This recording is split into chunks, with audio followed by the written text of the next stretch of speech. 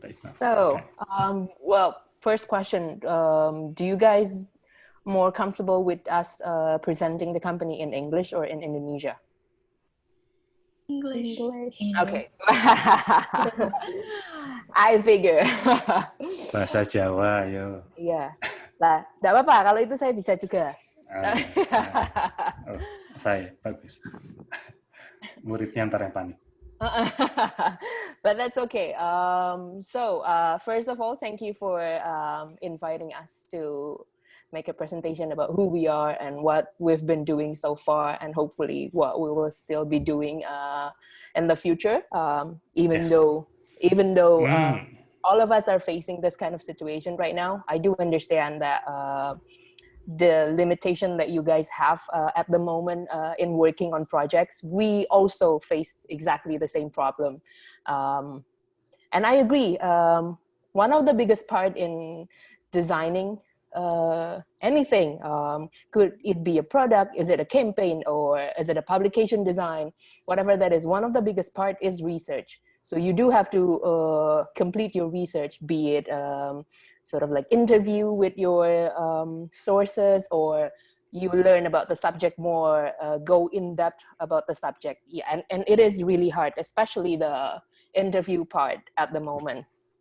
Yes. Yeah, but on a lighter note, I agree.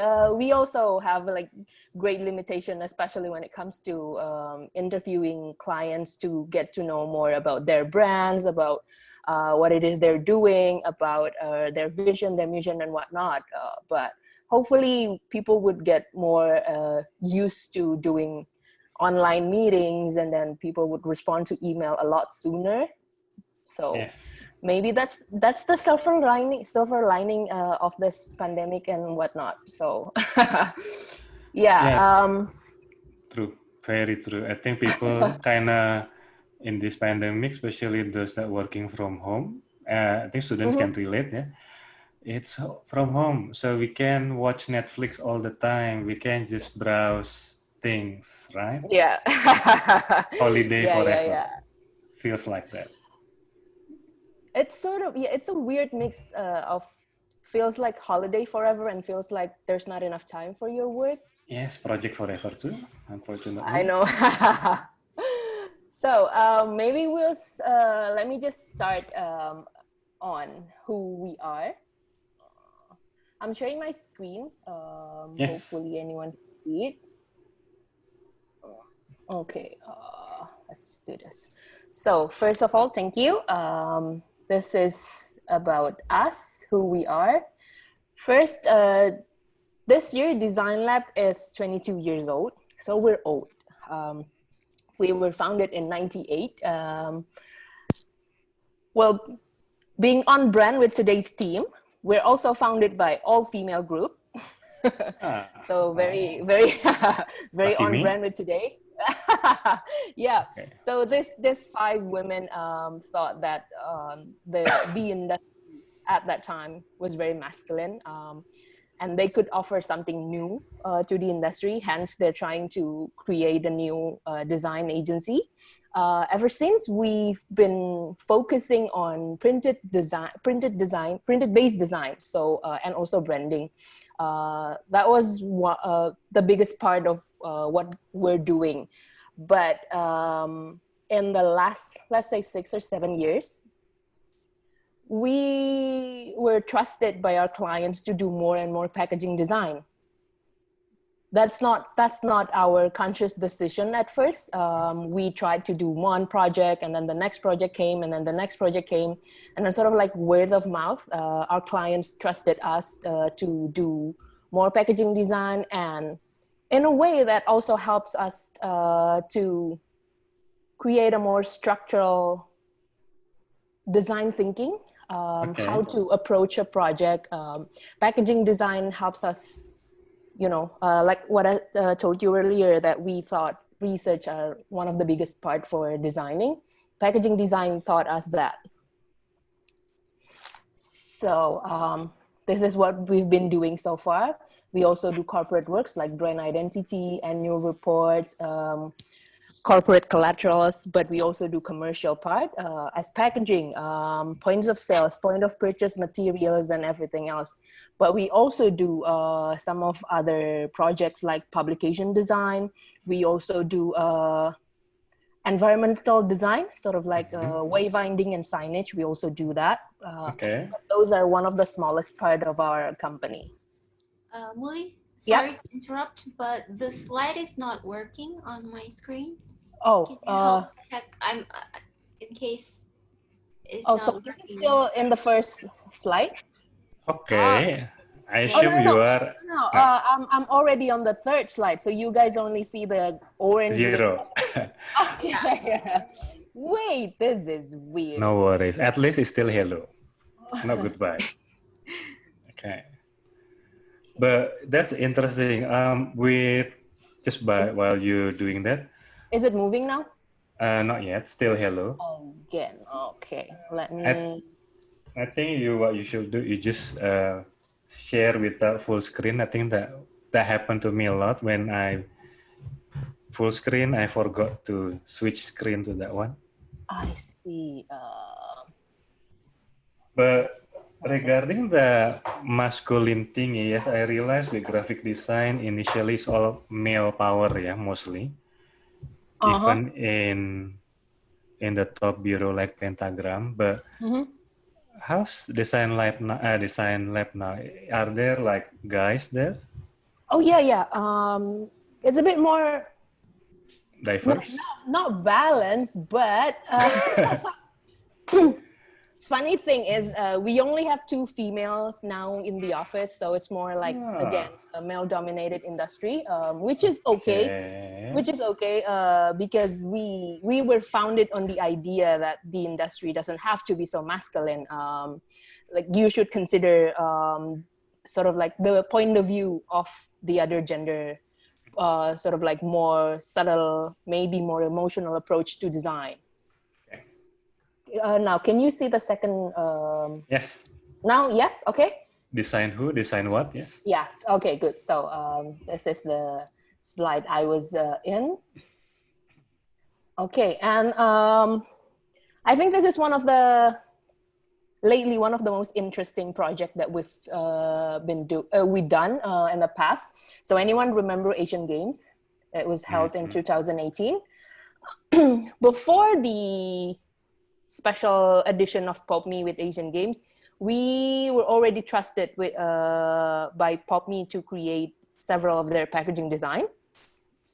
But we cannot show those because they were not launched yet. But this one has already launched, so we could show you that.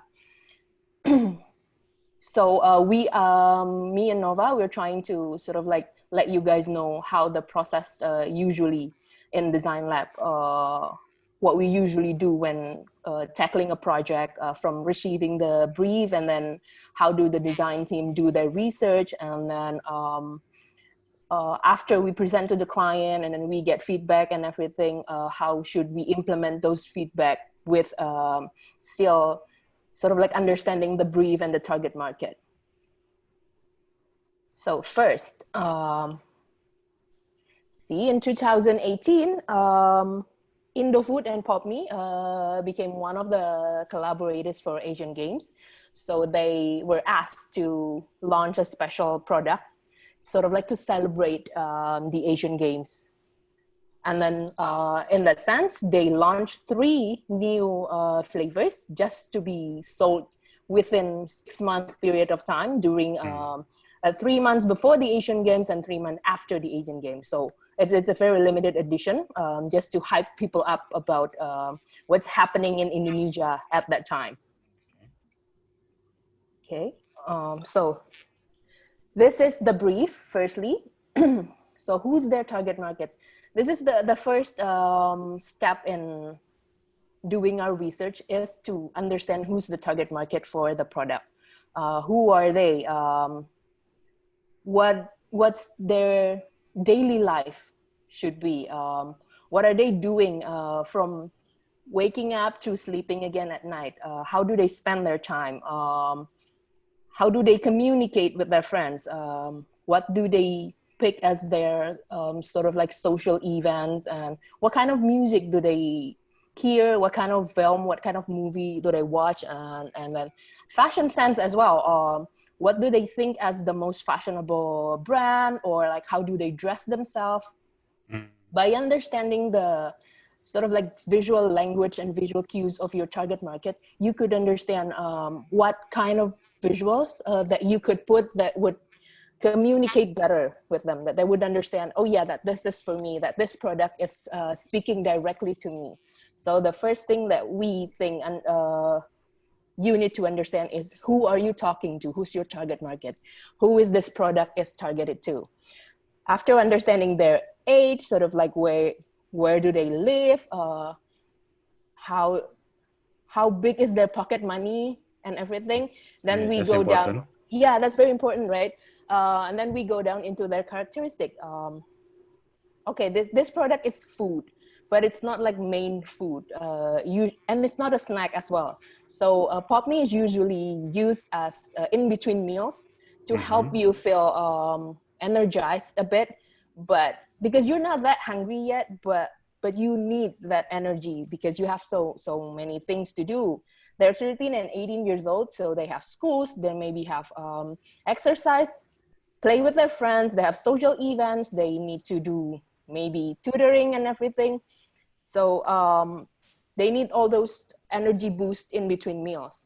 So who they are, they're basically energetic because they're so young, they're socially active, they're with friends all the time, and then they're very playful. Some of them have a very, let's say, high individual sense of being. So they want to be unique. They want to be maybe in a way quirky, but they're also very interested in pop cultural development. They want to be in the moment. They want to be the first one to know everything. They want to be the trendsetter, or they want to follow the best trend at the moment. That's based on our research, that's the target market of PopMe.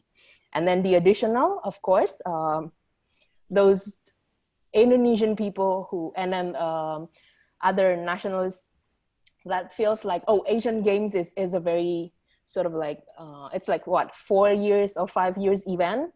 So it has to be celebrated, and you have to feel and then take in all those moments. So that's the additional target market that we're targeting. And then what's the key selling point? Again, limited edition. You would not get it anywhere else or any other time. So you have to get it now. And then it celebrates the spirit of Asian Games, the sports, the playfulness, the sort of like the dynamic of sport, and sort of like the winning sense of being the best in sport. Okay. All right.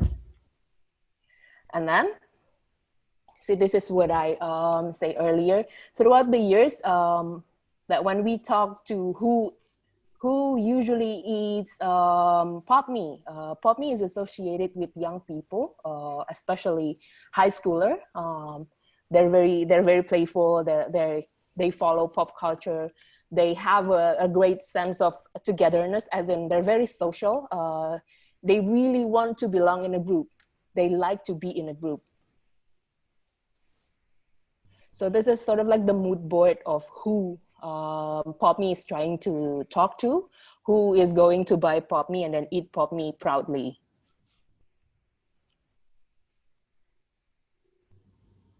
So based on that, we sort of like narrow down what's the keyword, what's the best keyword that we could use to, you know, communicate the brand of PopMe. So we have youthfulness, we have festivity because it is a limited edition of Asian Games. It also have energy because energy is sort of the tagline of Asian Games. And then has vibrant playfulness. This is a mix for the brand of Asian Games itself and the PopMe brand. Okay, so this is the existing PopMe cup. Anyone remember this? This one, the same, right? Yeah, still the same with, again, not a very environmentally friendly packaging with styrofoam and whatnot. But rest assured, the end product would not use styrofoam for the PopMe Asian Games. that was one of the biggest concern as well. starting from what 2015, people grew worry about the long-lasting impact for plastic, styrofoams, and everything. And big brands are feeling the pressure to, they need to change. They need to at least show that they're trying to do something about this. And PopMe as well, and especially Asian Games, it is celebrated throughout Asia. They need to set sort of like an example that, yeah, we could change. So again, this is a part of the brief. What should DesignLab do? Because there's two different brands here. One is Asian Games, and then the other one is PopMe. Those two have very strong brand already. So we have to combine those brands without sacrificing the other. So we have to capture the spirit of young people, youthfulness, playfulness, but we also have to capture the festivity and then the competitiveness of a sport into one packaging design. And then this is the first part of Asian Games. These are the visuals that we have to include into the design. One is the Asian Games logo, and then those mascots. We have to include them into the design. And also, because this is limited edition, they create a very specific flavors just for the Asian Games. The flavors are ayam lari, bakso tenis, and ikan renang. So even though it's food, they try so hard to tie it into the sport. That's why the flavor name. Okay, so bakso is not a sport, but it's not even an animal. Yeah, but since it's in Indonesia, it's synonymous. When you talk about bakso, you think about cow meat. Yeah, so okay. Yeah, that's the most common type of bakso in Indonesia. Okay. So to repeat, what are the keywords? Festivity, sportivity, unique experience, because it is limited edition, and also Asian Games. How to say it? How to properly say it to your target market so they feel like, yeah, this is talking to me directly. This is for me. So it has to be fun and quirky, but also clear and direct. Has a very playful, cheerful, imaginative way, so they feel challenged to understand the visual language.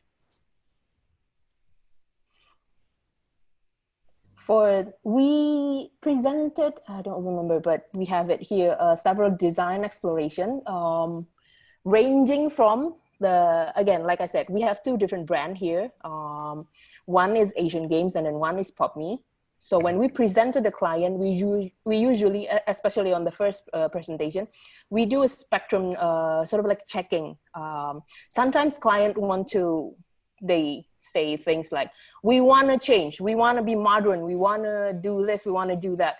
But in reality, they're not ready for that. But what we usually do is we create sort of like a spectrum. Here, the spectrum range from highlighting the PopMe brand, going all the way to highlighting Asian Games, sort of like in the spirit of sportivity, sort of like competitiveness of the sport itself. So that's how we present this project. The first one is very heavy on the PopMe brand itself. So this is the first, we create another mascot for PopMe itself to sort of like communicate the flavor itself, but still has tied to the mascot. So this is the first one. The chicken looks very intense. Yeah, the chicken would not back down. Okay. That chicken is ready to win. That's a gold medalist there. Okay. And then this is for the bakso tennis. Okay. Flying bakso. Okay. Yeah, and then he looked a little too happy after being smacked with the racket. Okay. But yeah, he has to be happy. That's like, and this is the ikan renang cool. flavor. Okay, so this is the first exploration.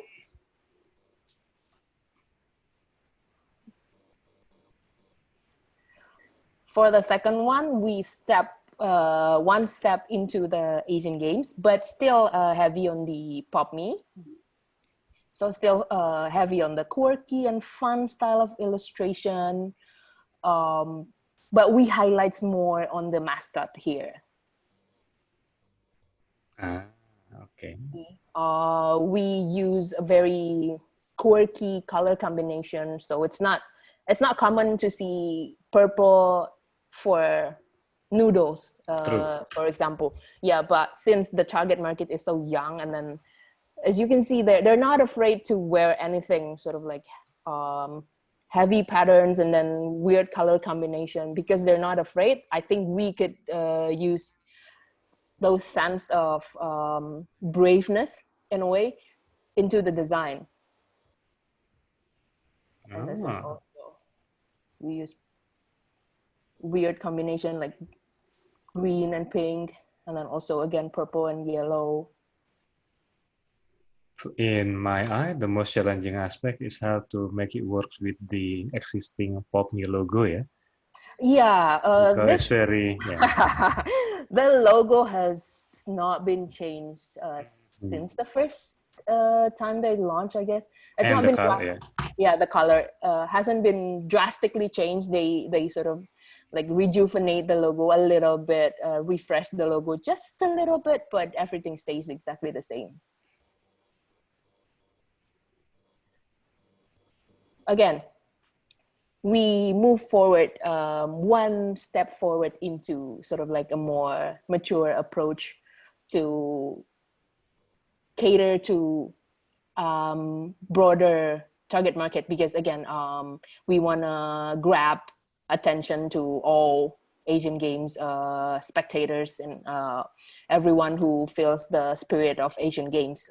That's why we step a bit further from the Pop Me brand and then towards sort of like a broader market. It's not, that doesn't have to be teen anymore.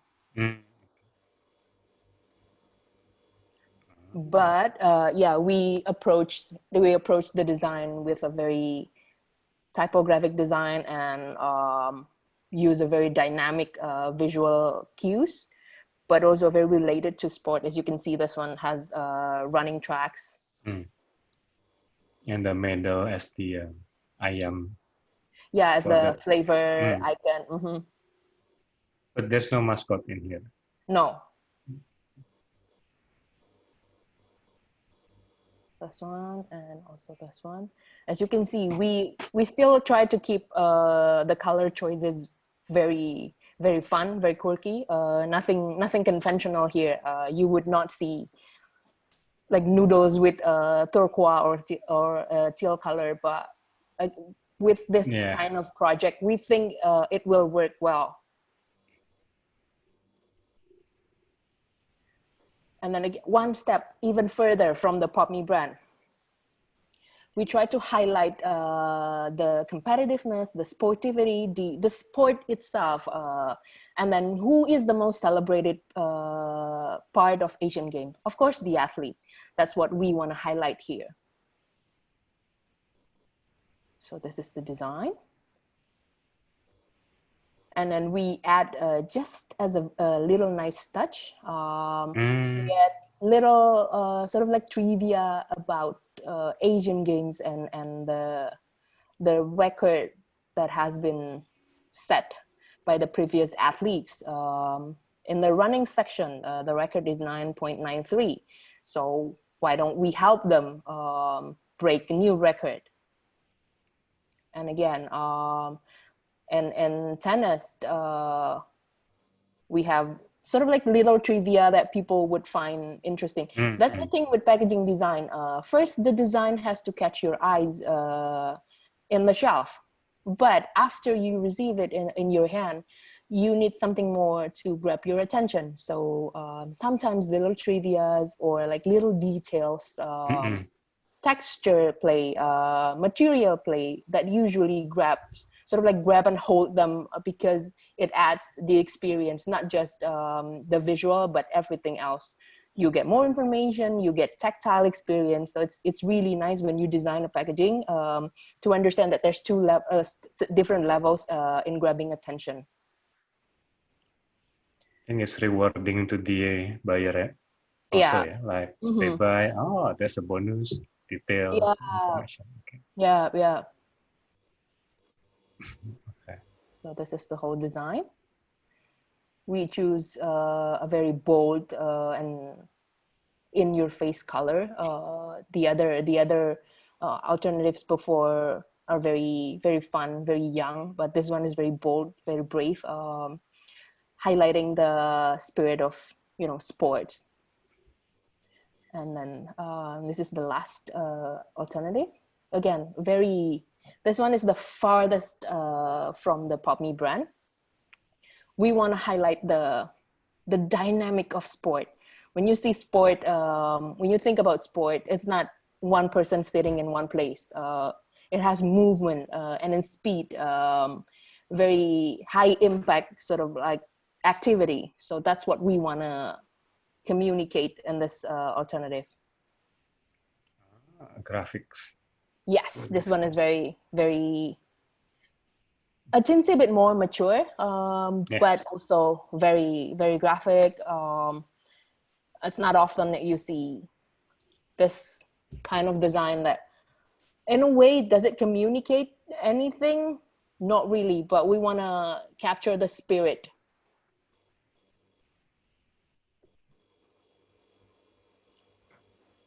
But it still represent the sport in a way, like the graphics still. Okay. Yes. It's very abstract, yes. but also you could still, that's what, when you see it on the shelf, maybe you would not understand what is this design that has like so many colors inside, but once you had it in your hand and then you turn it around, you kind of understand, oh, I could see someone swimming, I could see someone running. So that's another level of attention, grabbing attention.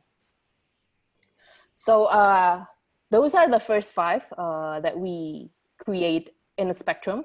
Even though the client first came and then they talk about, they want to celebrate the sport, they want to grab a broader market. After we present them those spectrum and we discussed it with them, they kind of feel like they need to stay really close to their brand. Okay. Even though this is just a very limited edition, it will hurt their brand if they stray too far. And then also regarding the technical aspect, we have to talk to the Asian Games committee to how far can we take your brand, how far can we they gave us the brand guidelines, so how far can we take that away, can we do whatever we want as long as we put the logo there. So yeah, so there's a lot of people involved here. After, let's say, the project was pretty quick. It was within 4, I guess. Nova, is it 4 months? Less than 4 months, I guess. Less than 4, I think. Yeah. Wow. Yeah, it was one of the quickest. Yeah, it was quick, super quick. Wow. We have to communicate with the Badan POM, sort of like the FDA, the Indonesian FDA, to what can we do, what kind of information can we put here without damaging the information that the society needs to know and everything and whatnot. But since it's for Asian Games, they kind of feel the urgency, and then we all work together and help each other out. So this is the final version. I remember this. Yeah, they rely, they choose the first design alternatives because, again, they need to communicate their brand really well without losing the Asian Games spirit.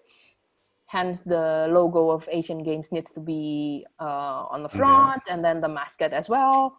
The first alternative, we put the mascot on the back because we want to highlight the little mascot of Playful, yeah. But according to Asian Games guideline, we cannot do that. So as So you you have remember, the yeah, so we make these both mascots interacting with each other. So if you remember on the first presentation, there's another guy here smacking the tennis ball, and then now we got the rhino. But this yeah. one, I think it wraps nicely, yeah. So you combine the mascot with what you design in a way. Is it nice compromise? No? Yeah. The final result, we were pretty happy with the final results because, like I said, everyone worked together to sort of like wrap up this project in time. That's why they listen to our inputs really well, and then we get inputs from the Asian Games Committee as well. Yeah, I think we're very happy with the outcome. Oh yeah. Ah. So this is the final product.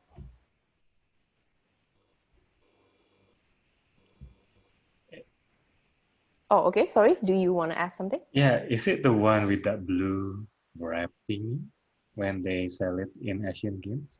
Was it?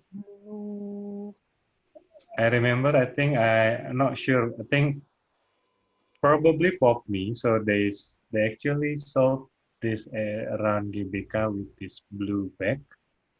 Oh, yeah. So well packaged. So we got this, and there are other things, something else, but one of them, these three, I think it was there. Uh-huh. Now I remember because my kids, when we went there, they were like you say in your earlier research, hungry, in a way hungry or craving for something to eat. And this is one of the easiest thing to find at that time. Yeah. With hot water, and then that's it. Mhm. You're sad. That's what everyone did at that time. Yeah. Yeah. After after the production of this packaging design, Innovood Pop Me and Innovood decided that these mascots, the Pop Me mascots, are unique enough, so they also sell them in a package.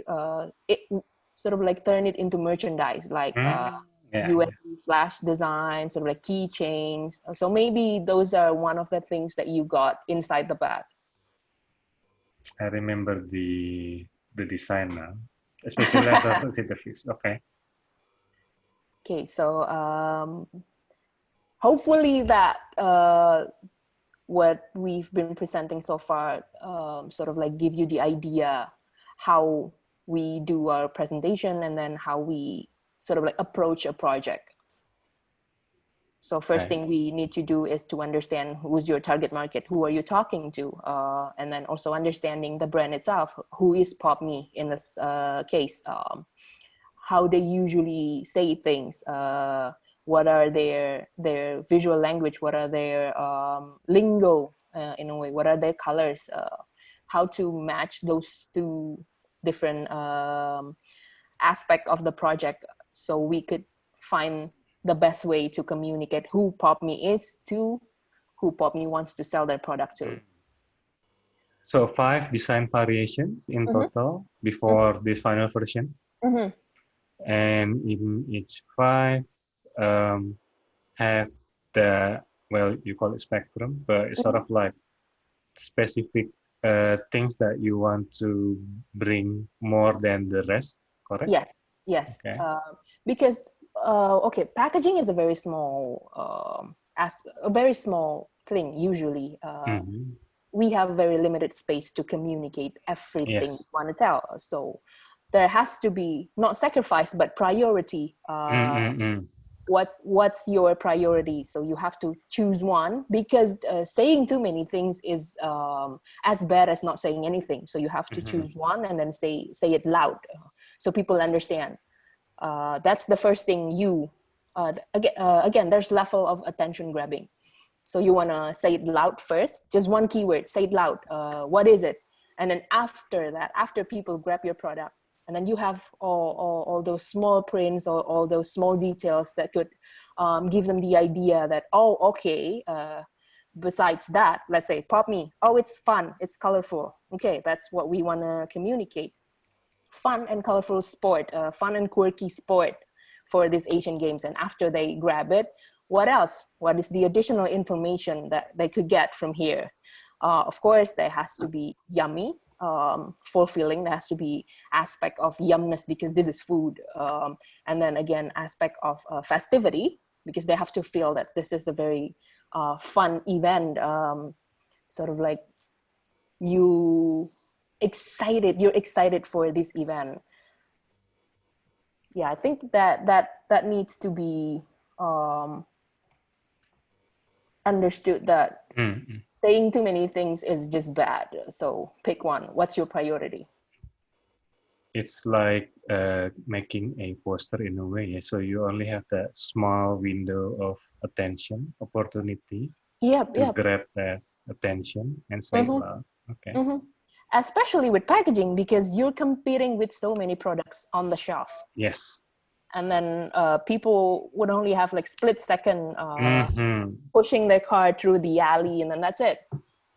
If you're not, and people usually visit supermarket with a very set list of product they want to buy, right? So they just go through everything else.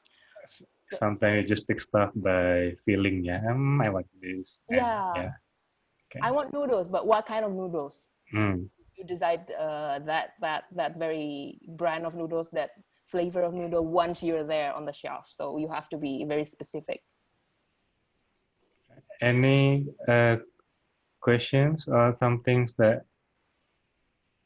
you want to ask anyone? Oh, we have 2 students here. Good. Hi, Irsan, welcome. So another student. Anyone else want to comment so far?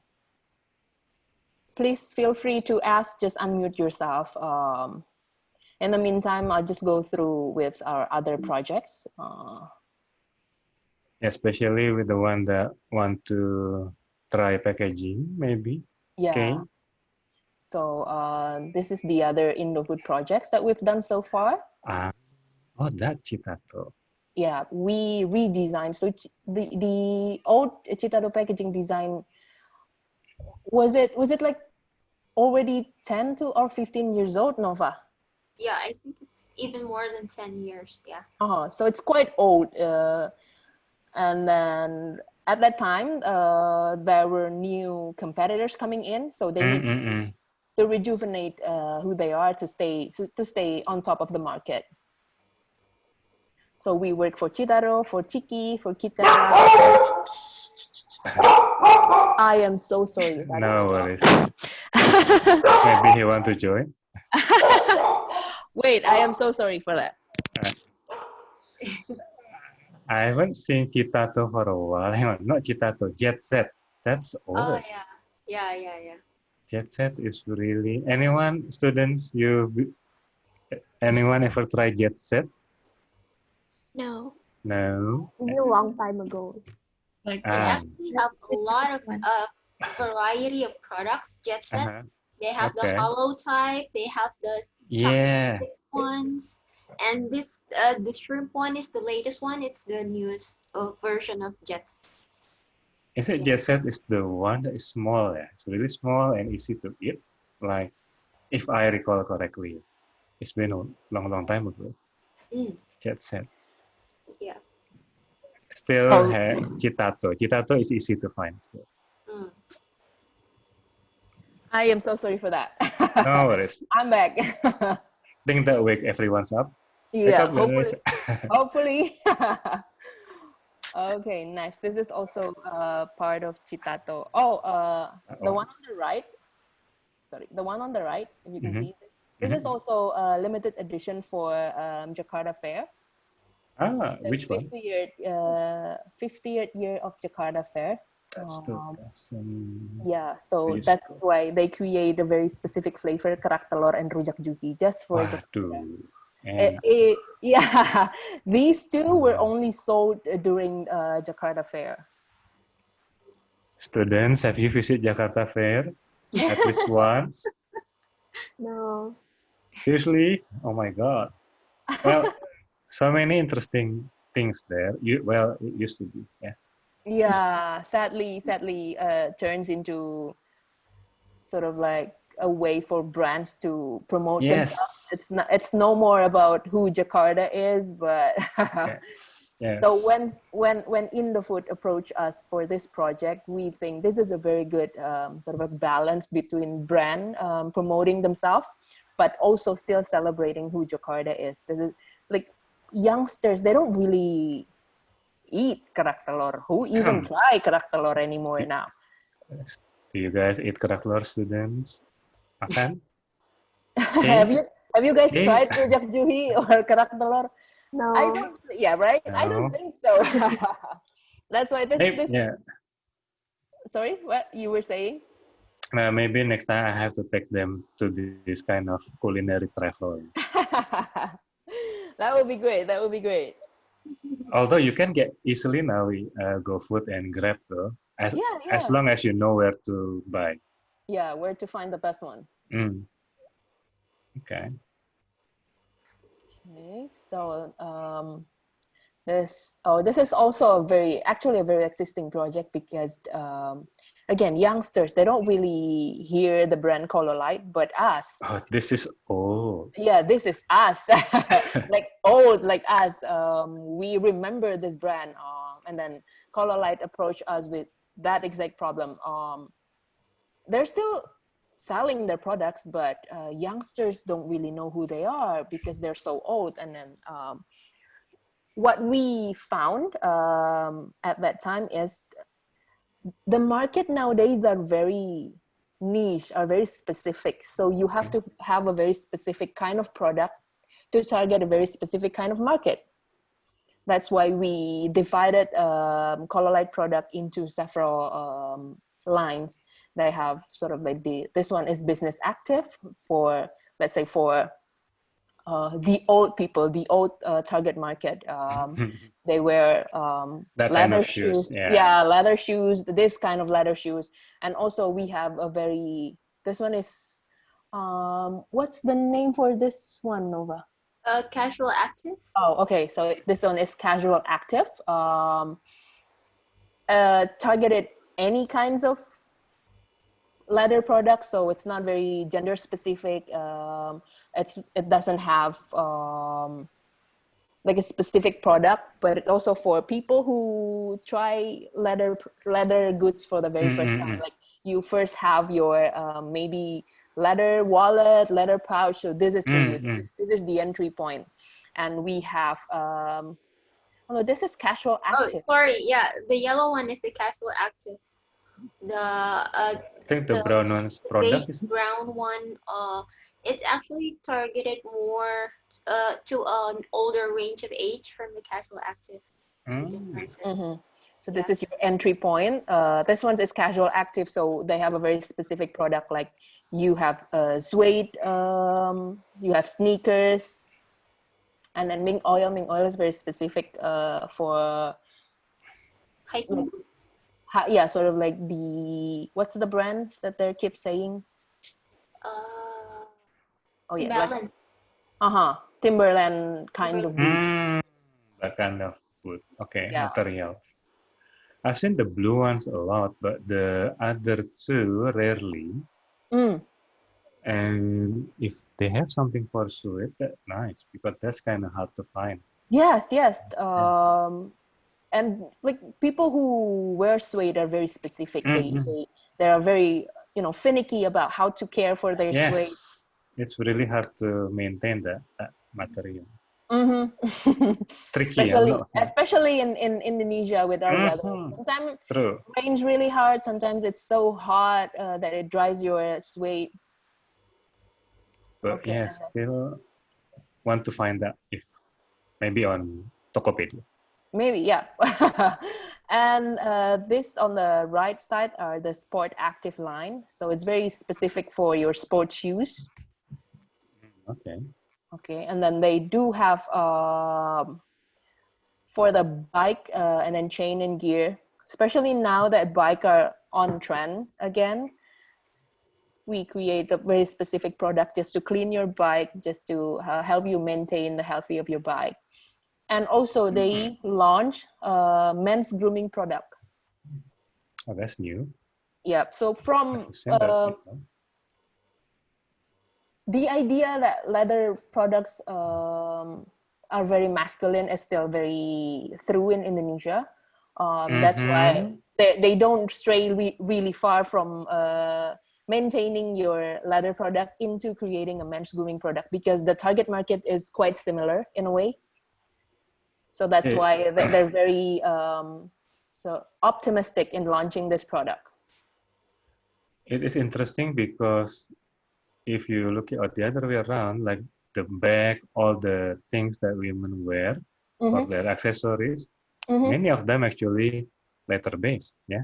Yes. And like really expensive ones.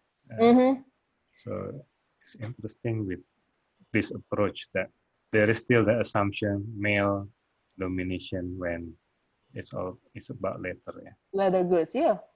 Leather goods.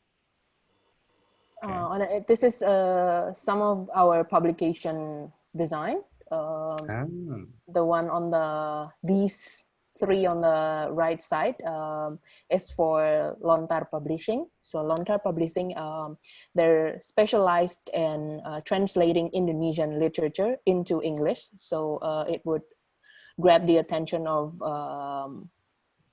outside of Indonesia, because the owner, he fell in love with Indonesian sort of like culture, including literature. So he thinks that that's how he could helps promote Indonesia to the world. Okay. And then this one on the left side, we help Aminef and Fulbright celebrating their 60 and 20 years in Indonesia. So Fulbright, the foundation, is it? Yes, Fulbright and Aminef. So Fulbright itself has been operating in Indonesia for 60 years, but the Aminef itself is only 20 years. So okay. That's why the 60-20 here. Okay. And then next, we also do like playing with papers because that's where we started, printed based design. The three on the top, we help Oppo. Anyone have heard of that phone brand, Oppo? We did this last year. If you remember, Oppo, before the Oppo Reno, Oppo itself was known as low-end brand. Yeah, they're pretty cheap. Affordable. Yeah, I would say cheap. Okay. But it's good because they reach like a really broad market in Indonesia, especially in Southeast Asia. With Renault, they try to sort of like move on a premium level because they're very optimistic about the technology and whatnot.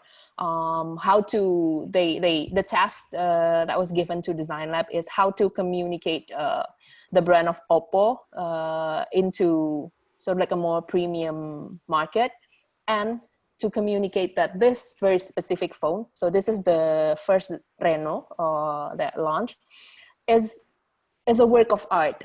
It's not just a phone, it's a work of art. So we collaborated with three different artists.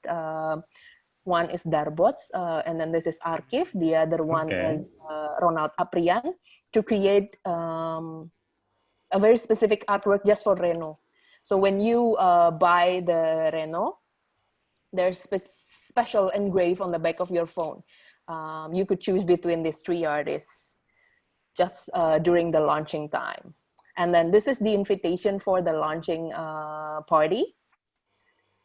Why pop up? Because one of the highlights, the feature highlights of Oppo Reno is the front camera is hidden. So when you want to use it, the front camera will pop up.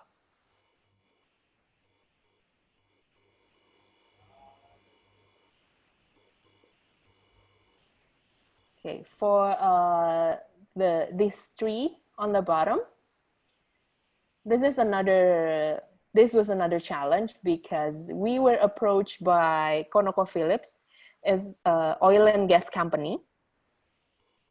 And then they want to communicate their corporate culture. If you're part of ConocoPhillips, how do you conduct yourself online and offline? How do you communicate with your client, with your coworkers, with your partners? How do you sort of like translate the ConocoPhillips brand into your daily life? It's a very boring, I guess. It's a very boring text, because what we receive at that time is like pages and pages of daily conduct. How should you do it? How should you reply to email? How do you dress yourself? So it's super boring. No one wants to read that. So we found a way to how to communicate that while still keep people engaged while reading it.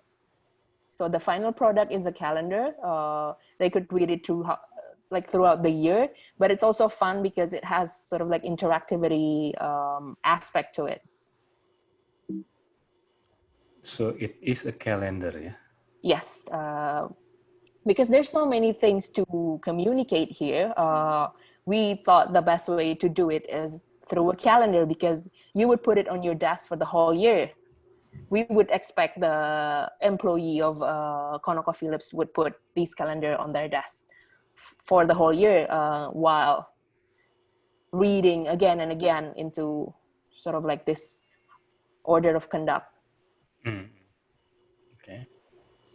Okay, so this is part of our personal projects.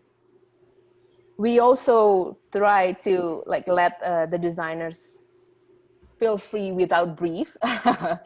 The way we could do it is sometimes sort of like festive events in Indonesia. The one on the top, we do it for Idul Fitri. That's why Nastar, yeah? Yes. Salju, okay. More foods, yes. Yay. We like food in DesignLab. So if you see, we had another cookies down here. So the top one is cookie, the bottom one is also cookie. I think I received the bottom one. Yay! I forgot when. Okay. Yeah, this one is for our 20th birthday. So it's the start of 2018. This is part of our thank you notes for our partners, for our clients, for vendors and educators, especially sort of like communication design educators, to help us create the industry and then help us throughout the 20th of our existence. I remember the cookies was quite nice. Yay! And it wasn't enough. Yeah, it wasn't enough. I am so sorry. But the best part in creating this design is, yes, the cookie research. We bought so many cookies and then ate so many cookies before deciding, okay, these are the best ones. That's a good way to do research. That's a fun research, right? Okay. Yeah, well, keep it fun because you want to do it again and again. So keep it fun. Okay. So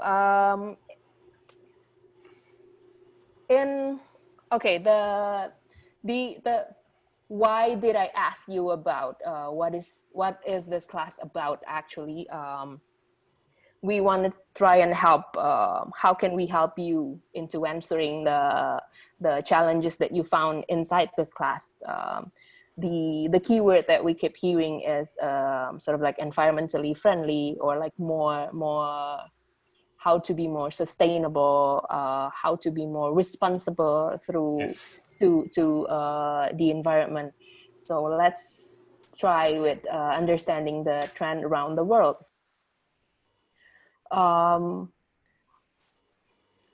The first trend that we sort of like see appearing for the last 2 to 3 years is a monochromatic scheme.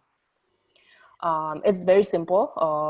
The power comes from great typography selection and a very specific set of colors. It's pretty, super pretty, and you could recognize it pretty instantly, because some of the more fashionable and stylist brand, they use this kind of approach lately. But that being said, we also do research on sustainable packaging design. One of the best way to be more responsible to the environment is, one, use less ink. By using less ink, let's say you just use one ink, you're cutting down the water that is used throughout the printing process. That's also part of the reason why monochromatic designs are very in right now, because brands are trying to find a way to use less ink, like one color, or maybe not too many prints on the label. Just print what is necessary. You don't use too many graphics on your label. So these are the examples. As you can see, it's very simple. They use only like one or maximum two colors. And it's more affordable to produce as well in a way. Yes. Just that one.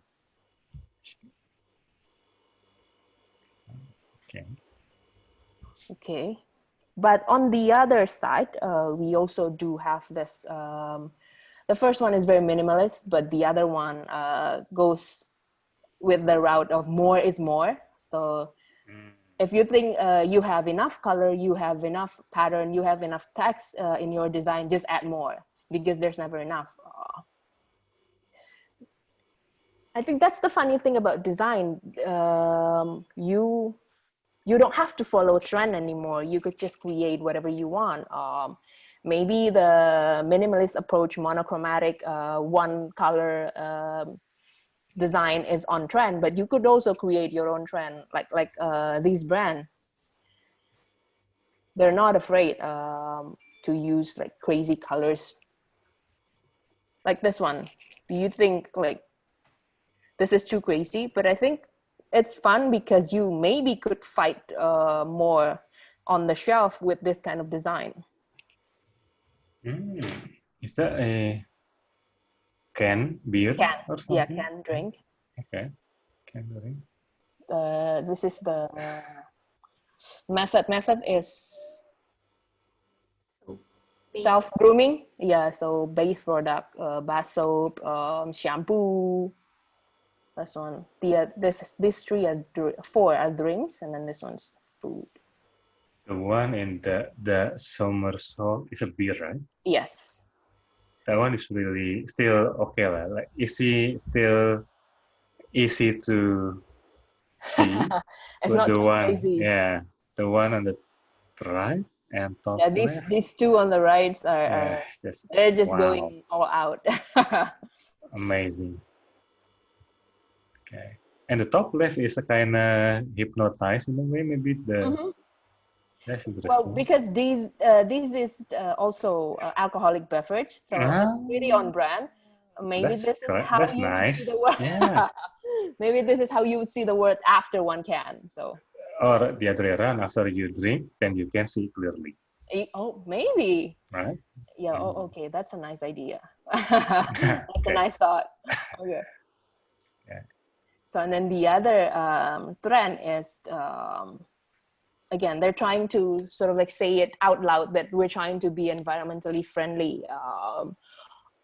Use like a different kind of easily recyclable materials, or use less plastic, turns into paper. So these are some of the examples. This is Allbirds shoes. The problem with packaging design nowadays is you need several kind of packaging too. One, online shop, to sell it on the store, or to carry it from the store to your home. So Allbirds came with the idea that they only use this one box for shipping. But if you buy it directly from the store, you would also receive this exact same box. Yeah, so there's no like weird boxes anywhere. Just one box for everything. It's very durable, very sturdy. You could use it also as a storing box for your shoes. So they try to keep it minimal, and again, less ink. They just print their brand, their monogram, and then that's it. Okay. Nothing else. This one, this is also the Sitlip. It's an alcoholic beverage. It's gin. They're also using a biodegradable material from mushroom, from fungus. Oh. So it's a more easily renewable source of materials because mushroom just grow everywhere and easily. I wonder if that kind of materials is available in here. Yeah, that will be nice, I think. Yeah, I think we as designers, the biggest challenge now that our knowledge about what kind of materials available out there is quite limited at the moment, especially what kind of materials available in Indonesia. What we could do is maybe work together with material development in another university to maybe sort of like give them the idea that why don't we try to create a material that is very durable, but also easily renewable and things like that. Yeah. Okay. So this for Method is a very unique brand. They usually go the very simplistic, minimalist design, except for the one that we show you earlier, the one with crazy patterns. This is exactly the same brand. Wow. With this one. How? Okay, why? Well, because they targeted a very young people, starting from the millennial age group, and then go to even younger, Gen Z and everything. They don't have to stick to like a very strict branding idea.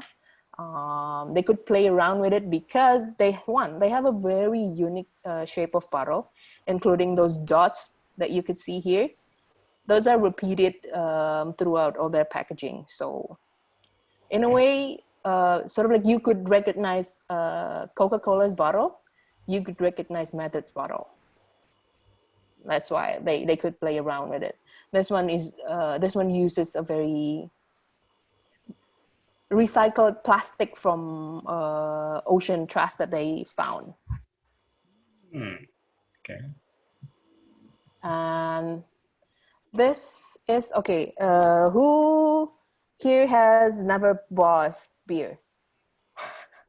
Everyone did.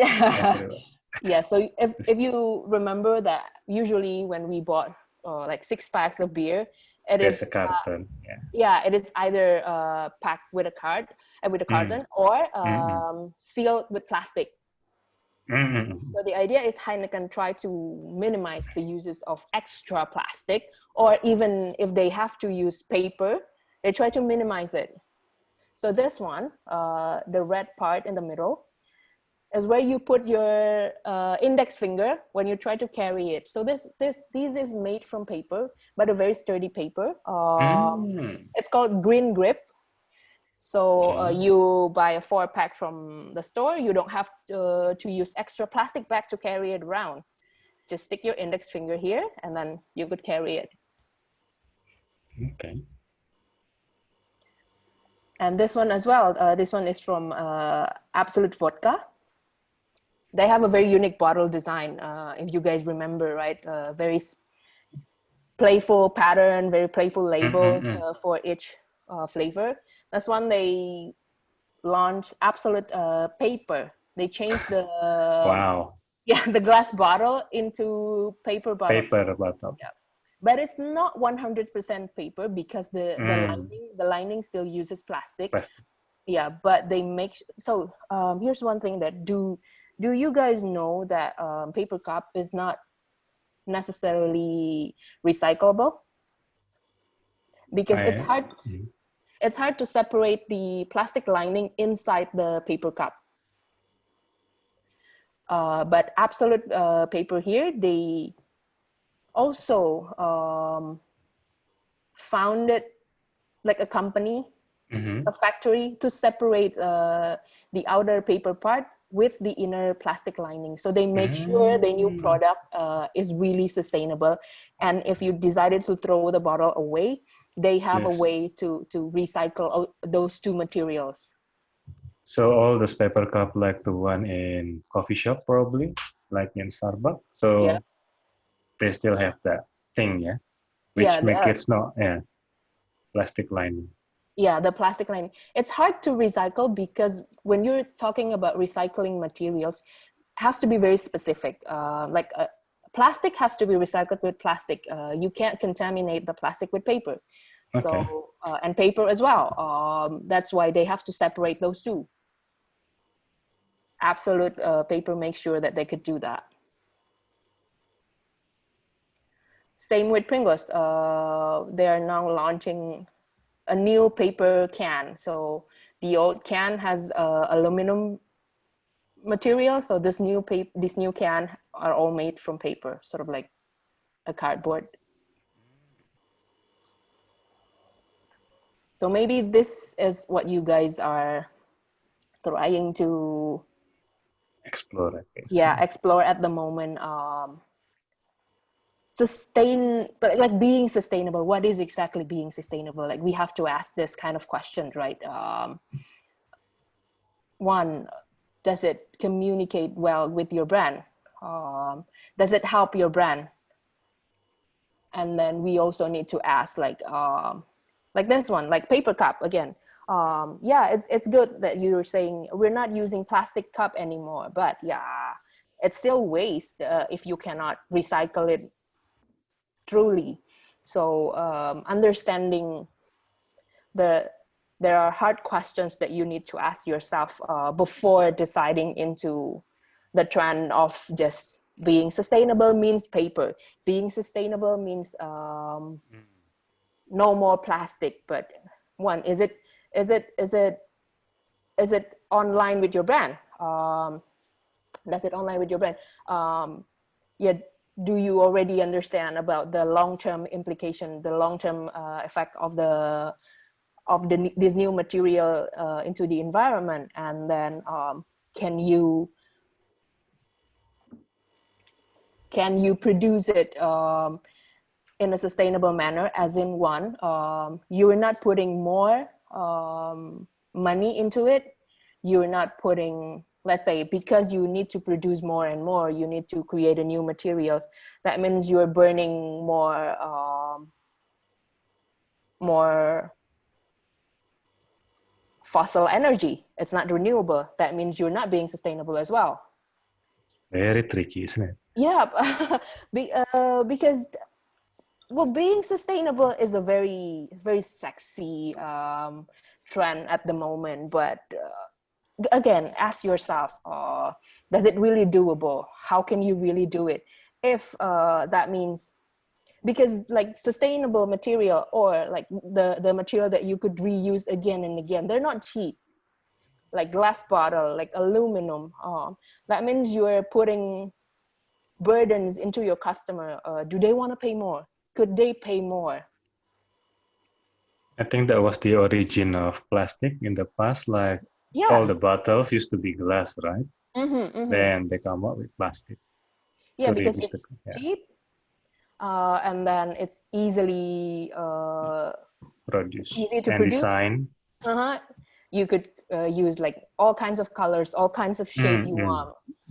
So like being sustainable and being environmentally friendly, there's a lot of aspect to understand. And also, if you're selling a product, we're talking about packaging. Like if you're selling a product and then you want to use like, oh yeah, we can't use plastic anymore, so we have to use paper. But in using paper, you're compromising the quality of your product. That's just so wrong. So you have to understand that. Will it help the product itself? Will it compromise the quality of the product? As in the freshness, the shelf life, the what else? The durability of the product itself. Because not all paper, not all cardboard are as sturdy and as hard as plastic. So you need to understand all those aspects as well. And then I've mentioned earlier that while doing the Asian Games PopMe, we work with a lot of team. One is Badan POM, especially in food and drinks packaging. You have to comply to several lists that they have, several rules that they have. Like you need to communicate what's inside your product. Yeah, you want to print less, you want to use less ink, but you still have to.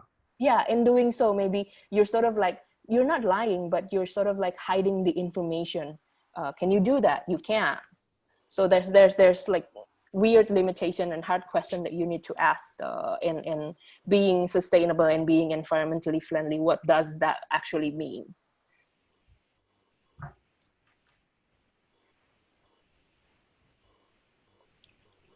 So how, yeah, does it work?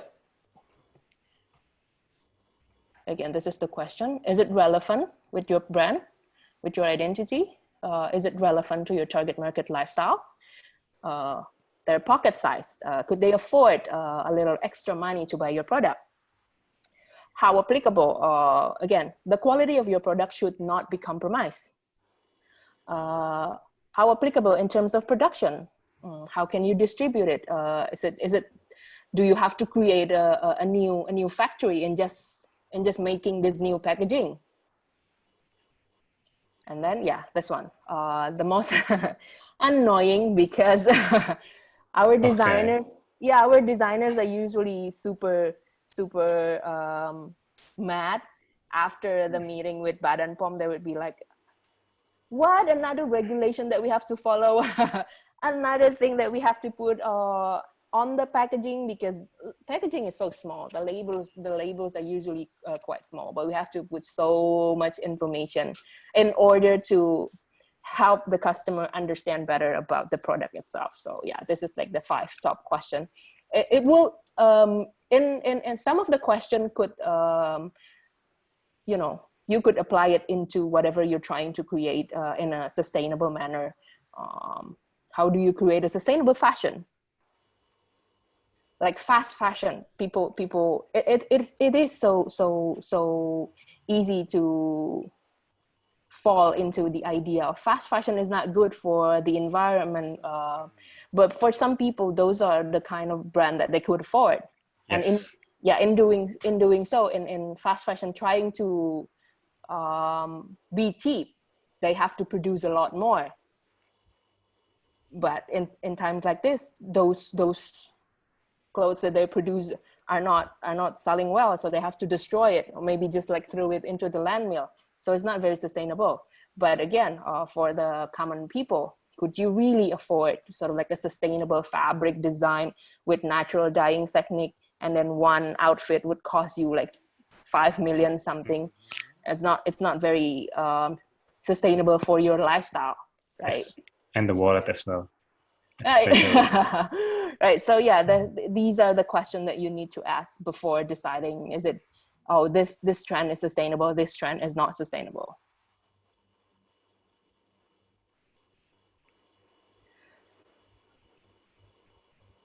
So in conclusion, I talk a lot.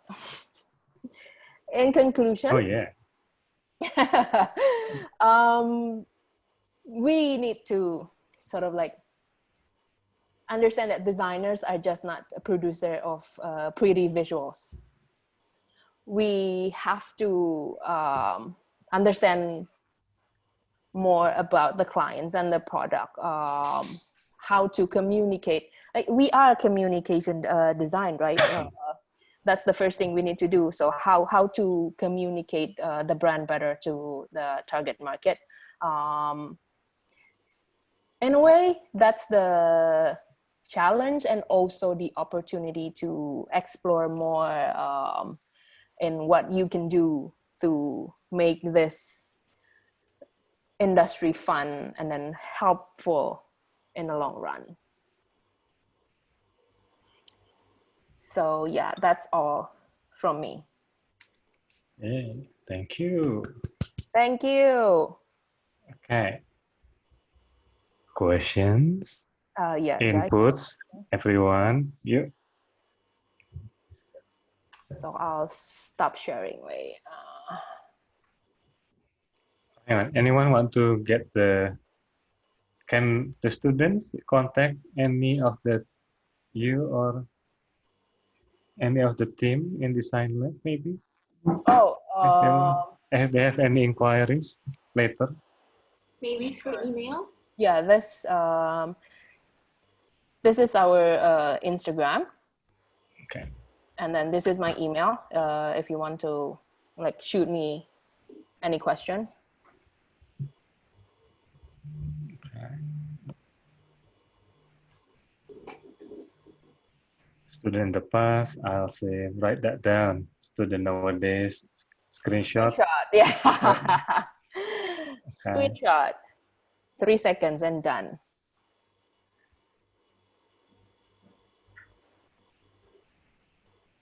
Sorry, with that last BP form, but isn't that a common practice? Like if in the USA you got FDA, and yes, those similar legal, or we call it consumer protection body. Is it always? It's always like that, right? The flow is packaging. Okay. But the problem is that we have never received like the clear regulation about what the do's and don'ts that the Badan POM has. So sort of like open to interpretation. Depends on who are we meeting that particular day. So one might say, oh, okay, you can omit this information on the label. But let's say the next time you go, and then the new person would say, oh no, this information are crucial, so you have to put it back. Yeah, it's like the thing, yeah. If it's not simple, why make it difficult? Oh, the other way around. If it's, yeah, it's difficult. Yeah, but I wish, actually, I kind of wish with all of those certification regulation, hopefully it's better, but not really sure if, I don't know. Baby Pom, I got a lot of designer friends as well, and they are saying similar things, so maybe nothing changed yet, maybe. Yeah. Maybe after the pandemic, everybody would like, we have limited time. Let's do it effectively and efficiently. So hopefully. Okay, dear students, please awake. So everyone's awake. Amanda is here. Hi, Amanda. Okay, so anyone that have a questions, I will give. No, kidding. But please ask. Please ask, especially if doesn't have to be like directly related with your project. Yeah, no. Anything. Yeah. Anything related with the presentation that has been presented by Ms Muli, please.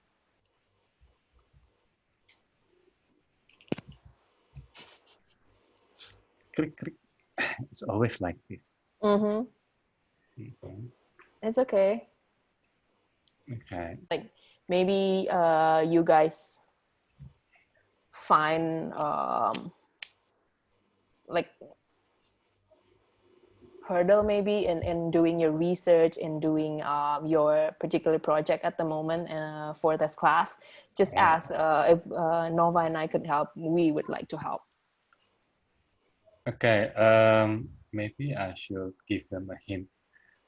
With everyone, when you did your research initially, remember all of the challenges and a lot of questions that you asked about the initial process of making that brief. Anyone remember that?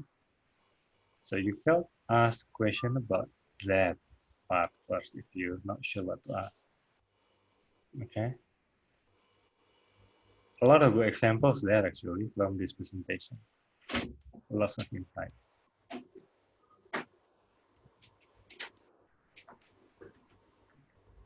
See, Charlene so quiet today.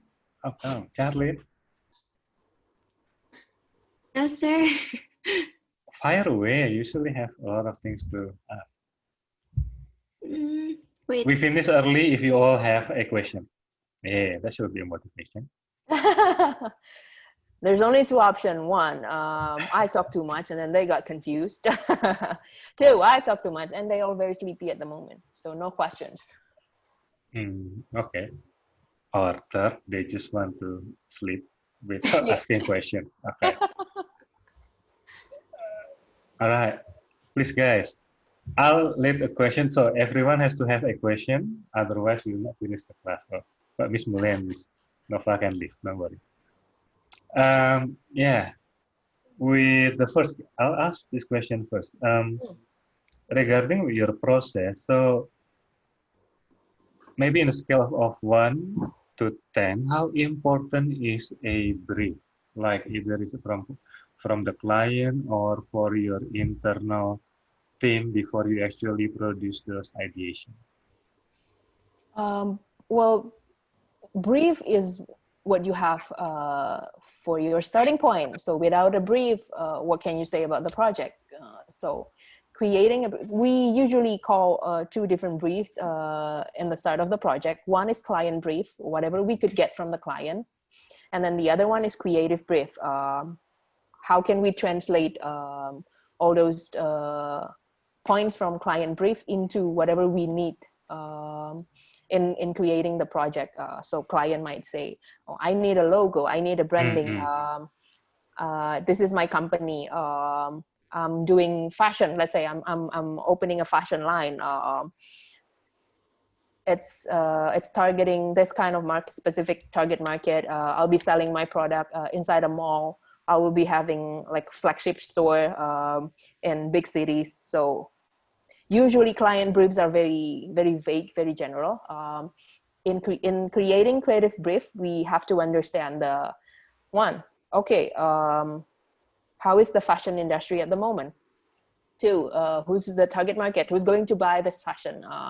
How they usually find new brand, how they usually dress themselves, what is appealing for them in a sense of dressing themselves in fashion sense, and then also understanding the flow inside the mall, and then what fabric would this particular client uses, how can we, is it pattern heavy, is it fabric, is it very sort of like just prints heavy,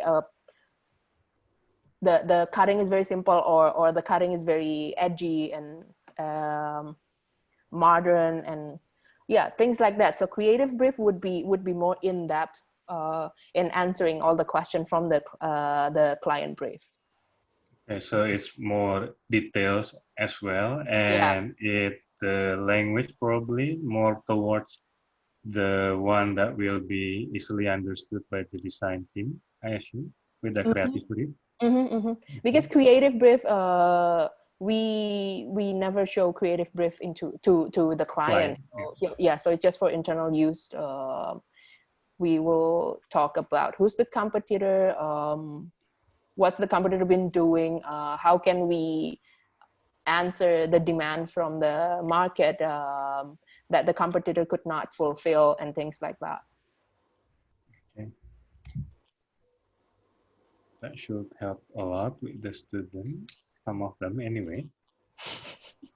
Okay, next, someone please.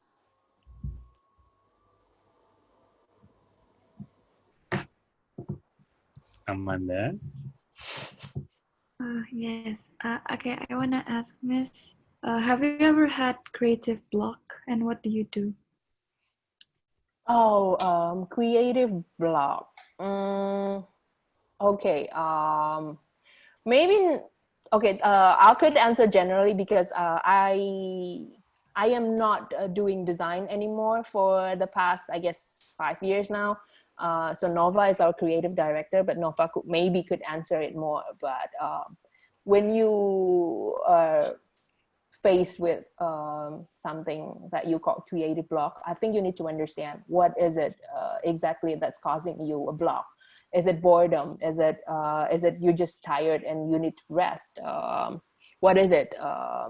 So by really understanding the problem, you could find a suitable answer. I mean, is it boredom? Yeah, if it's boredom, I don't know, take a day off or go do things that you like, or what is it? Is it not enough time? Is it you have too many projects going on?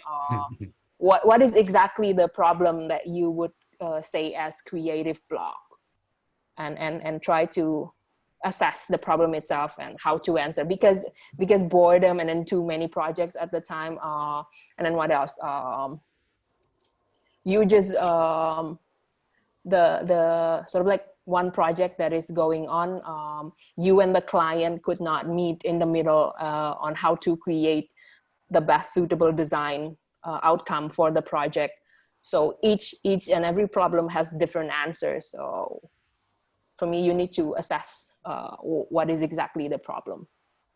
What about you, Nova?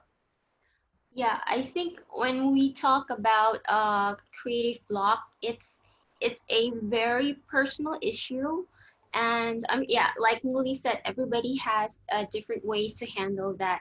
I think yeah, it's pretty natural. I mean, especially after you've been into the working industry, not even the working industry, I mean, even you as students, you have a lot of routines, daily routines that might at certain points become very mundane and boring. So for me personally, when I'm working, I need a specific situation or ambiance that will get me into the mood of working.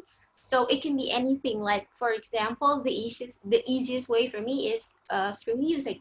I create a certain playlist, certain musics that would just get me going. I just put on my earphone, my headphones, and it's like getting sucked into like a whole different dimension or shit like that. And maybe for you, it could be like, oh, you appreciate pretty interiors, so you set up your table. Like it's getting boring, I have to redecorate my room, I have to redecorate my working table to create a certain atmosphere that will, you know, get you excited again about the job. Or maybe watch a movie, or read a book, or maybe sometimes it also helps to go check out like your favorite designers, or your favorite painters or artists or people that inspire you. When you look back and you take a look at their work, it's like, oh shit, they're so good. I also want to create. So you find that what tickles you again, what gets you back on the game again. I think yeah, it's very personal. Yeah. Thank you, Miss. Yeah. Thanks. Sleep will generally help, yeah, usually. Well, yeah. But the problem is if you sleep during doing the project, that's create another problem typically. Yeah? Sleep on the project. Okay. Thank you, Amanda. You sure, Amanda? No more other questions? Detailed question, your project. You are doing the packaging too, right, Amanda? No, sir, No. I can. The Coca-Cola Amatil, no? Yeah, it's the upcycle one. Oh, the upcycle one. Okay. Oh yeah, the campaign. Okay.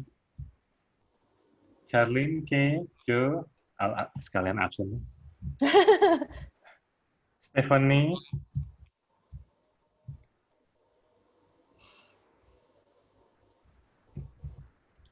or maybe from the other class, if you have questions unrelated to project, also fine. Nana, Irsan, Talia, you can ask in bahasa Indonesia, Talia, if you want to.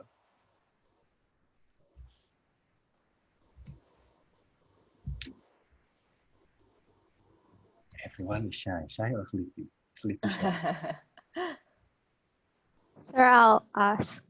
Okay. Okay. How do you like predict the cost needed for like packaging? Because I'm doing a packaging design too, and I'm still confused about like how will I predict like the cost needed to make that packaging. Oh, you're talking about how to print a product and whatnot. Yeah, like the budgeting and stuff. Like the material, Uh-huh. something. For that, we usually got all that from the client because they have a very specific, again, they need to understand the target market before coming to us. What we could do is fine tuning. How can you communicate to the target market? So let's say they want to sell their products in a very specific range of price, 10,000, 20,000, or is it 1,000 per product? Then there's a certain limitation with that price point.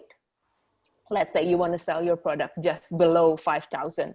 So that means you can't use too many materials in one packaging, and you can't use too many colors in one packaging, because more colors means more cost. And then also you have to reduce the quantity of the product inside the packaging itself. So we usually got that from the client. The question that we usually ask is, okay, how much do you want to sell your product for, like one pack? And then what is the limitation regarding printing and materials? Usually clients would already have the idea of, okay, I want to use a plastic bottle. So what we could do is, do you want to spend more money in creating a new bottle shape? Or in order to cut the cost, you want to use a readily available mold of bottle? Those are the questions that we usually ask. So calculating the budget for one packaging design is not our job entirely. So we have to rely on the client as well. Hope that helps. Yeah. Okay, how's your project? So you are doing the research so far with the alternative material for packaging. How does it go so far? Yeah. I think I'll do like the cup noodles one instead of like the one you boil. But I'm still like generating the ideas. I haven't gotten. Okay. Maybe you want to share your idea. Maybe you get inputs. Oh, for little insight that we got from PopMe, if you remember, the existing PopMe packaging is using styrofoam cup, and then in order to seal the product better, they add shrink wrap outside of the product. Yes, they do. That plastic transparent. Yeah, no, it's not transparent. The one with printing as well. Oh, that one. Okay. Yeah. It's hard to remember when you like try to open. Feel like plastic. So they're trying to cut the budget, cutting the cost by using styrofoam because it's cheap and they only use like 1 or 2 colors in printing the whole design. But it compromised the quality of their product, so they have to add more plastic to it. Clear plastic is not inviting, is not good.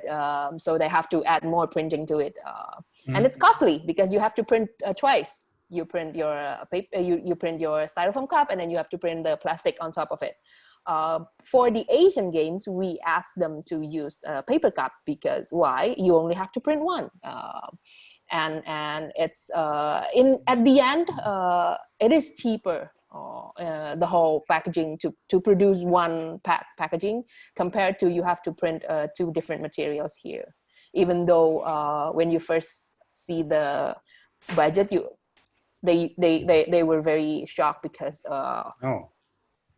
it is the paper cup itself is very expensive, right, compared to styrofoam. But when you put printing to it and then you put the shrink wrap plastic to it, just using paper cup would be cheaper. Okay. That's a nice insight.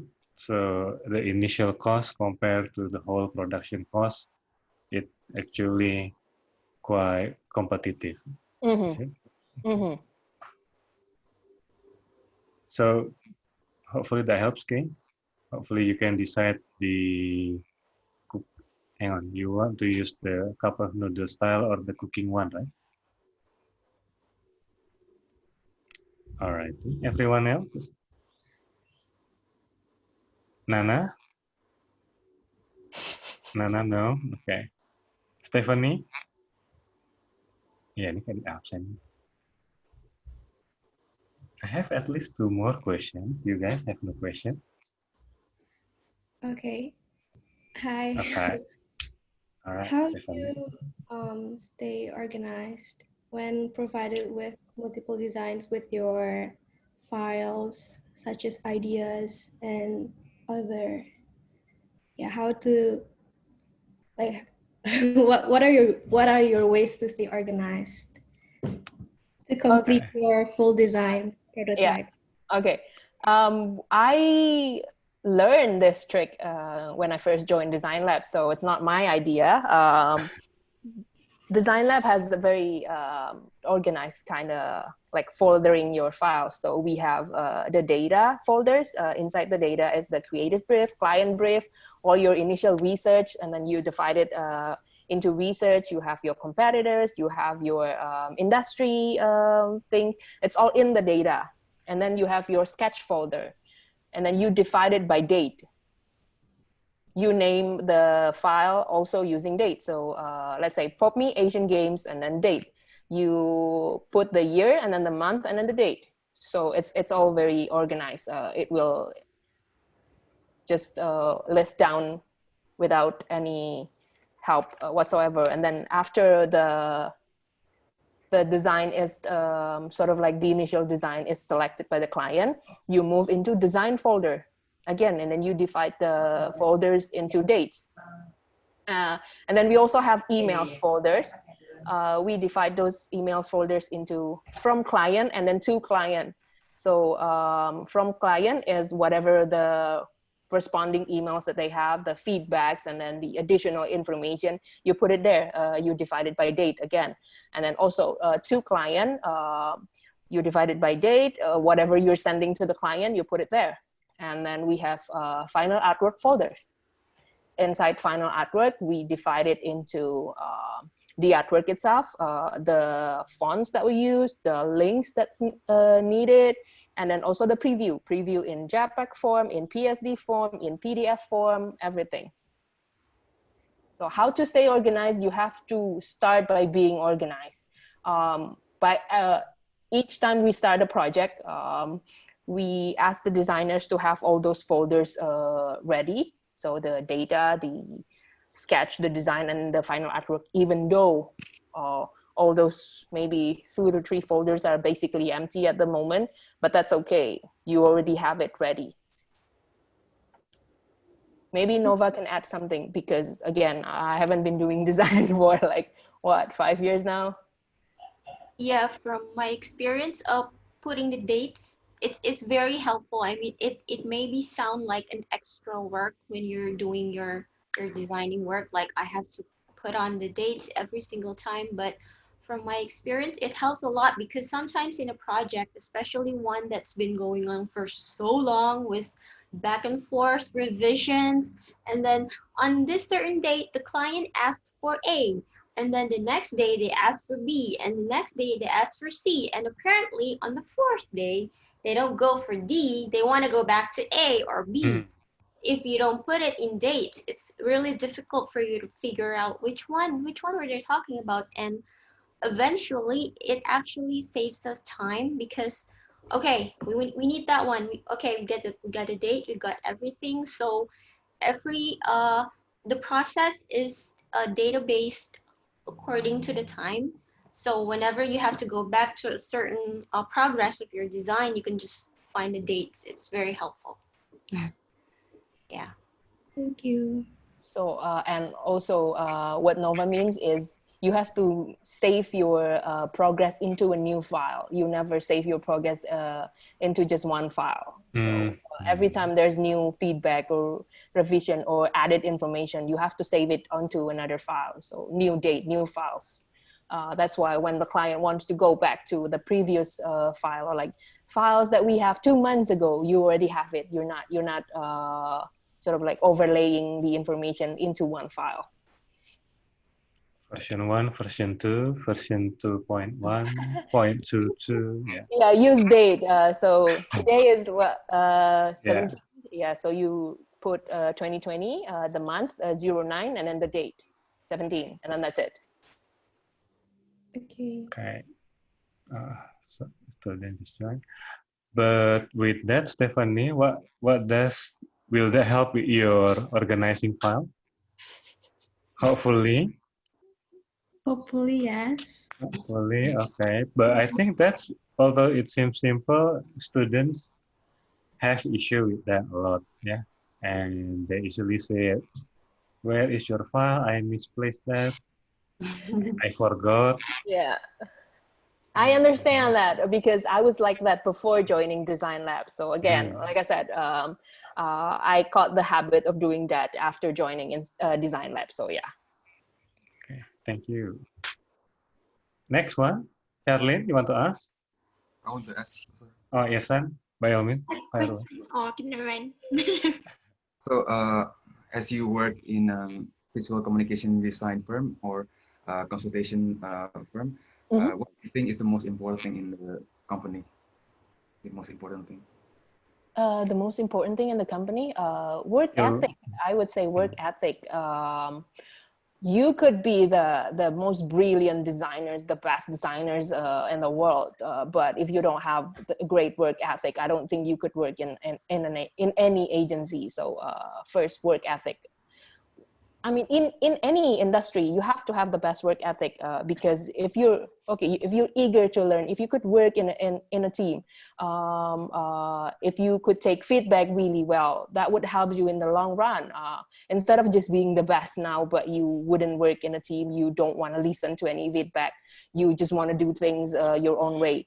That would not help. So work ethic, I would say that. And then maybe Nova could add something. Yeah, it's very important. I mean, especially in the working field. I mean, every day we get bored, we get tired. There are certain times like, okay, I have a deadline next week, but I really don't feel like working today or tomorrow, and I just want to slack off. It's completely normal to happen sometimes, but at the end of the day, it's up to you to maintain that, if we want to be dramatic, integrity as a designer. Not because your boss or your friends know that. No, it's because you yourself, you have a responsibility with your team.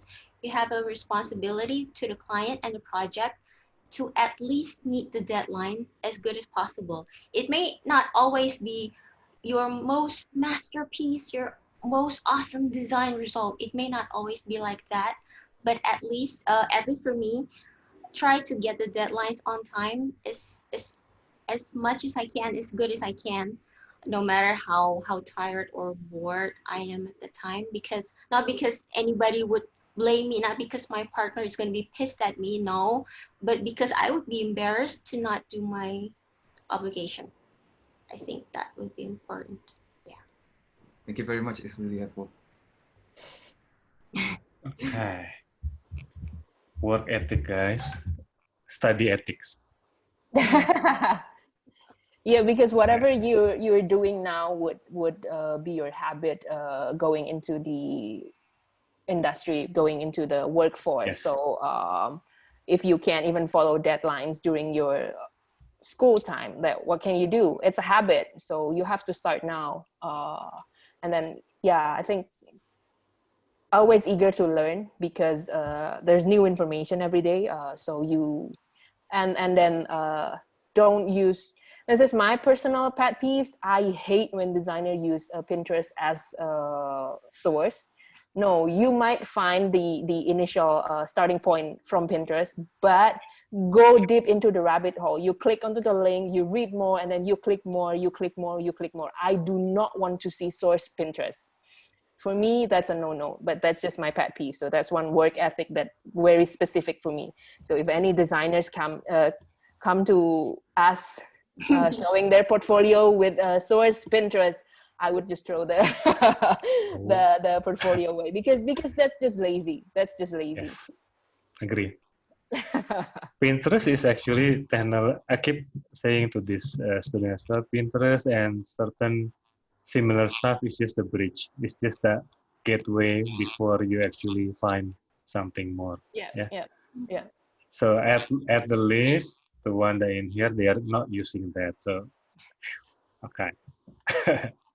I'm not against Pinterest. It's good to Yeah. use it as a starting point, again, like I said, but just go deep into the rabbit hole. You read more to it, because okay, I think, well, it's not a bad thing, but Pinterest is already curated by someone else, by a group of people, by other people out there. So the information would be very filtered. You don't want that. You want the whole information, so you could filter them yourself. So why rely on Pinterest at all? True. Okay. Charlie, and I see a student want to ask, like, you want to ask, Charlie? No? It's there, wait. Okay. See. What time is it? We still have 6 minutes before I have to close the class. This is longer than expected, which is good in a way. Okay. I was about to ask, is it good? Is it bad? Well, the thing about Zoom, well, there is no sense of, what's the word? The gravity of place is not here. It's online. Yeah.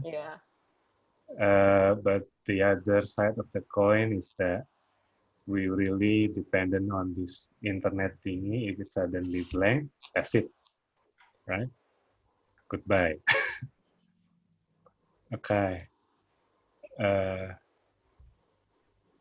Anyone else want to ask? Maybe one more question then. One more question. I want to ask. See. Okay, Charlie. What do you think is the best marketing strategy to reach a target audience like the younger generation, like the Generation X and stuff, besides social media? Oh, that's a very specific question. What kind of product, what kind of brand are you trying to talk to? In this age, nowadays, especially, social media is one of the best way to reach your target market. But what social media? Which one? You have to be very specific as well. And then, well, social media has all the bad rap at the moment, but if you could determine the best social media, which social media to use to reach your target, I think that would be great. Before the pandemic, we would say school event, music event, festivals. Yes. Let's say sneaker events, and what sort of things like that. Those are one of the best way to reach your target market without using social media in a way. But those festivals market themselves using social media, so you get the help of social media as well. And this is one of the weird thing that we found while researching. Is it pop me again? That radio has been making a comeback lately, especially in the Generation X, that they're trying to listen to radio more compared to the generation before. For Jet Set. It's one of our research for Jet Set, that Jet Set is also targeting the Generation X, right? No, Gen Z, sorry. The Generation Z is that they're trying to listen to radio more compared to the millennials, the generation before them. And then even though they use social media a lot, they're not sharing their information through social media that easily. So the one that's been sharing everything in social media is the millennial group. So you need to be very selective on which social media you want to use. Okay. Wait, for my project, I thought about doing guerrilla advertising. Are you familiar with? Yeah, but then I thought of that because like some of like those advertisements are like smart and witty and they're like funny and stuff, right? And like the younger generation really likes those type of stuff. Do you think that it's like it will like reach the audience? Well, yes, guerrilla advertisement, that terms first was coined, and I don't know, it was coined years ago. We already heard about it when we were back in university. So the term is already there, but just maybe the way they use it is different. So in that sense, you need to understand. So usually guerrilla marketing or guerrilla advertisement, they tend to not use the conventional media. Sort of like you're not using the one that your target market is using highly at the moment.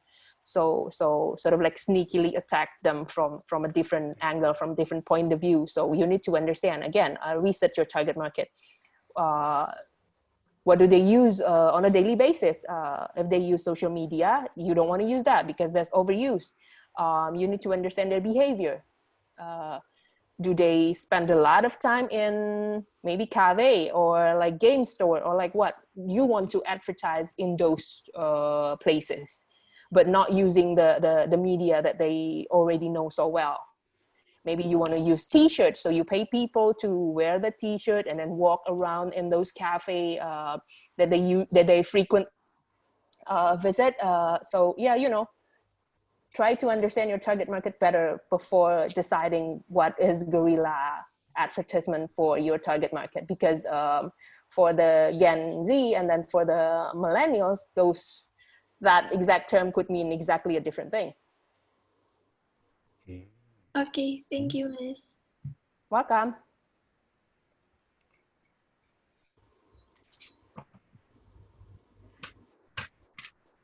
Okay, so already. Anyone else? I know I said one more question, but just one more question. Because so quiet.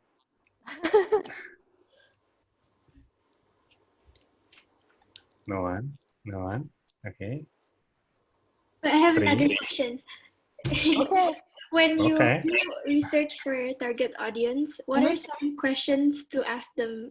Like, if example, I made a survey, what are some good questions to ask so that we know about their lifestyle?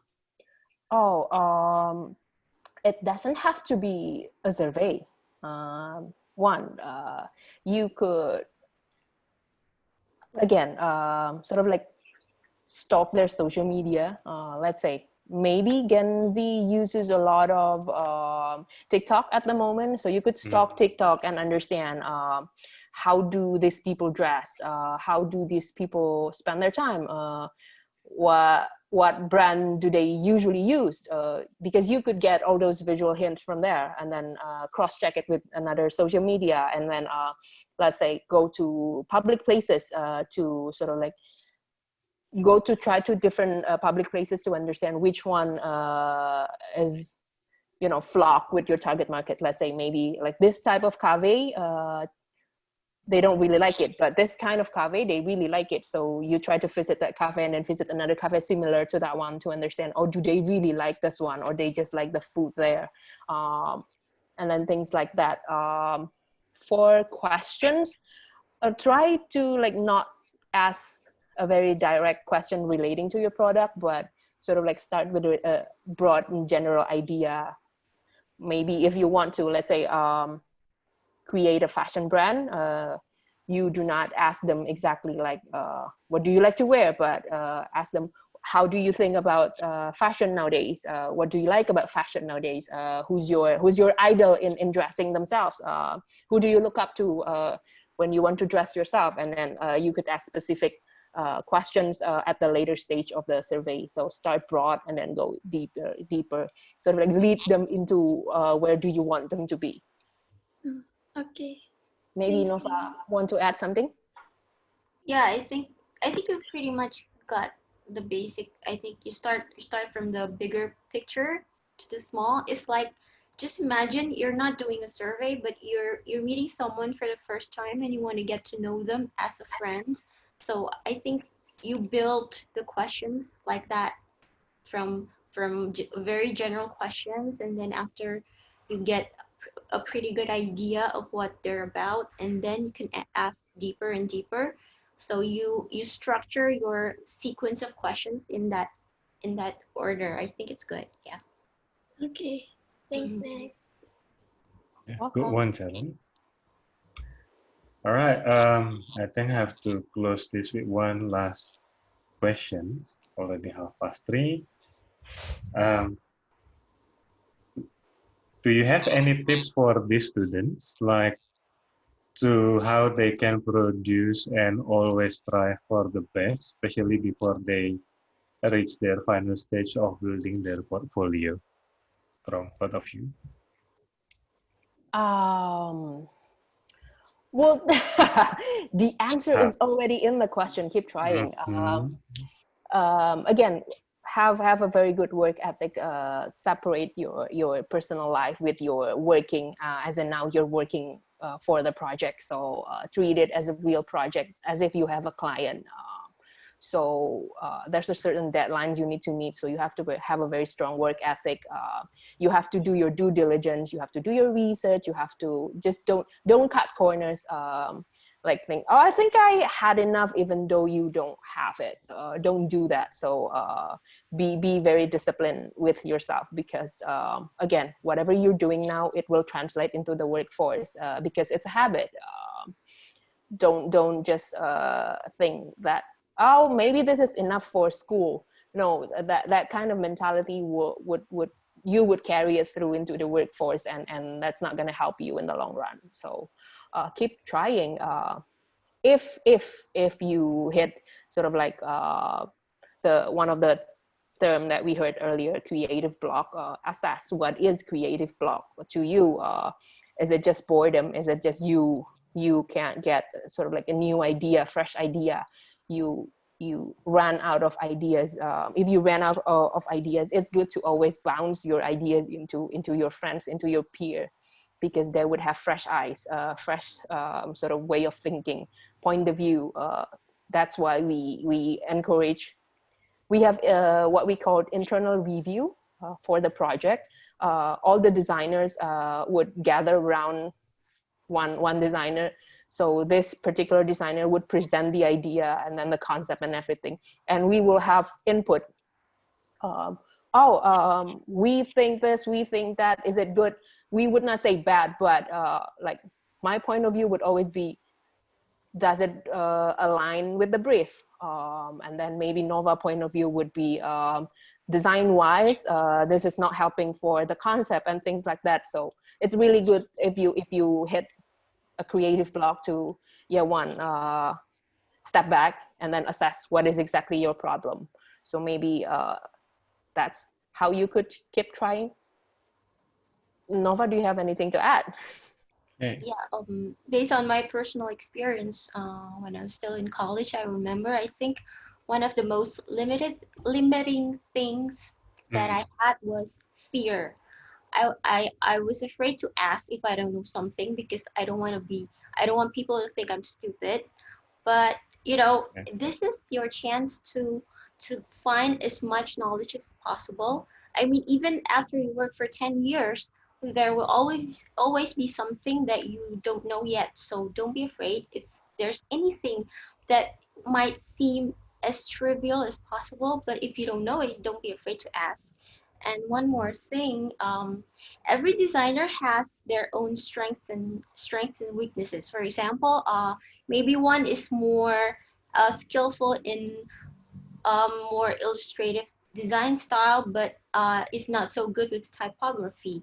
So if you have a weakness, don't avoid your weakness. For example, I was very bad in typography when I was in college. I had no idea of what a good font, what a good typeface is.